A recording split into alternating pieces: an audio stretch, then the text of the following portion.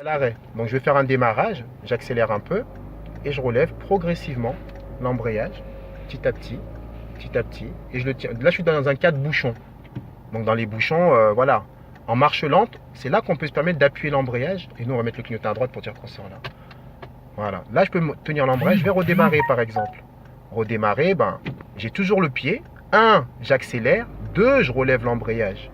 Alors que beaucoup de gens vont lâcher l'embrayage. Nous, on peut le faire, hein, l'un ou l'autre. Mais c'est mieux pour un élève d'accélérer d'abord un peu et ensuite de relâcher progressivement parce que c'est l'embrayage qui fait avancer. Donc là, je suis en première.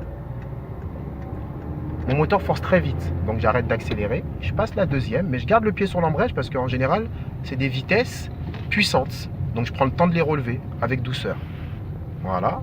Donc je vais juste passer d'une phase parce que la première chose que je vais apprendre tout de suite à mon élève là pour le démarrage arrêt, quand on est en deuxième, troisième ou quatrième, peu importe, quand on s'arrête, d'abord on freine, toujours freiner, et quand le moteur commence légèrement à trembler, donc en sous-régime, là, je vais débrayer et sans faire de manière, je débraye direct. Mais par contre, le frein, on y va avec souplesse.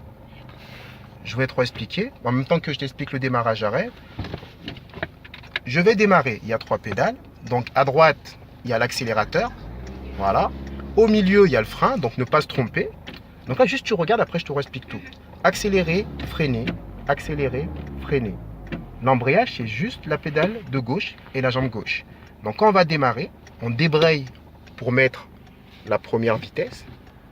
Une fois qu'on a mis la première, donc j'accélère d'abord pour avoir à peu près 2000 tours au compteur. Donc ce 2000 tours, on peut l'apercevoir là.